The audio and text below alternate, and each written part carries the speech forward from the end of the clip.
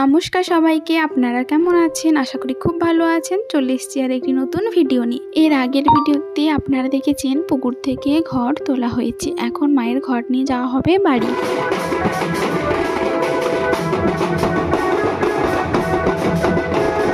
এখানে বহু মানুষ উপস্থিত হয়েছেন শুধুমাত্র মায়ের ঘট দর্শন করার জন্য। কি পরিমাণে ভিড় হয়েছে তা দেখতে পাচ্ছেন। এখন আমরা মায়ের ঘট নিয়ে যাওয়া শুরু করে দিয়েছি। আর এই হচ্ছে আমাদের একমাত্র বৌদি। ও আপনাদেরকে তো একটা কথা বলতেই ভুলে গেছি, আমাদের আজকের মূল আকর্ষণ হচ্ছে এই সাপের খেলা। তা দেখতে কত যে মানুষের ভিড় হয়েছে তার আর বলার বাইরে। আর একটা কথা তো আপনাদেরকে বলাই হয়নি, আজকে মোট দুটো গাড়ি করে সাপের খেলা হচ্ছে, একটা সামনে একটা পিছনে, আর মাঝখানে যাচ্ছে মায়ের ঘট।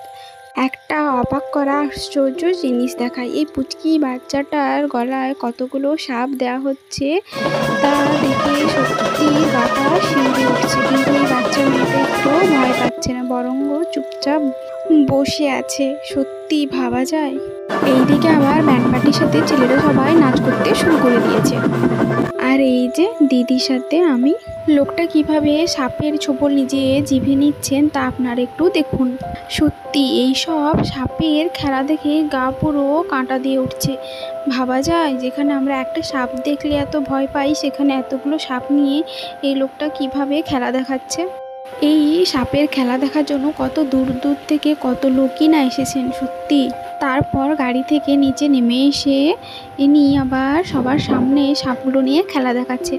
কেউ কেউ আবার তো গলায়ও নিয়ে নিচ্ছেন। সত্যি গা পুরো শিউরি দিয়ে উঠছে।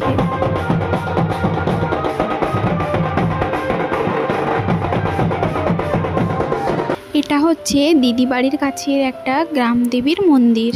এখানে আগুনগুলোকে ঠিক করা হচ্ছে। এখানে হবে অগ্নিপাঠ। যারা এই মনসা পুজো ব্রত করে আছেন তারা অনেকেই এই আগুনের উপর দিয়ে হেঁটে যাবে। তাই সেটা দেখার জন্য কত যে মানুষের ভিড় হয়েছে, চারিদিক থেকে অনেক মানুষজন এসেছেন এটা দেখার জন্য। দিদি বাড়িতে এটাই প্রথমবার করলো, তাই সবাই মিলে দেখার জন্য খুবই উৎসাহ। এই যে ঘট নিয়ে কাছে চলে এসছেন আর একে একে সবাই এই আগুনের ওপর দিয়ে হেঁটে হেঁটে চলে যাচ্ছেন। এবার সোজা গিয়ে মন্দিরে প্রবেশ করবেন।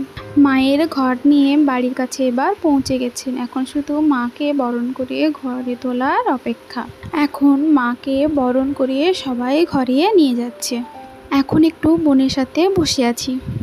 মেয়েরা যারা যারা ব্রত করেছেন তারা এখানে মায়ের কাছে প্রার্থনা করছেন। যতক্ষণ না জল ছেঁচানো হচ্ছে ততক্ষণ এনারা উঠতে পারবেন না। চলুন তাহলে ভিডিওটা এখানেই শেষ করছি। দেখা হবে এর পরের পার্টের ভিডিওতে। যদি ভালো লেগে থাকে তাহলে লাইক, কমেন্ট, শেয়ার করে দেবেন।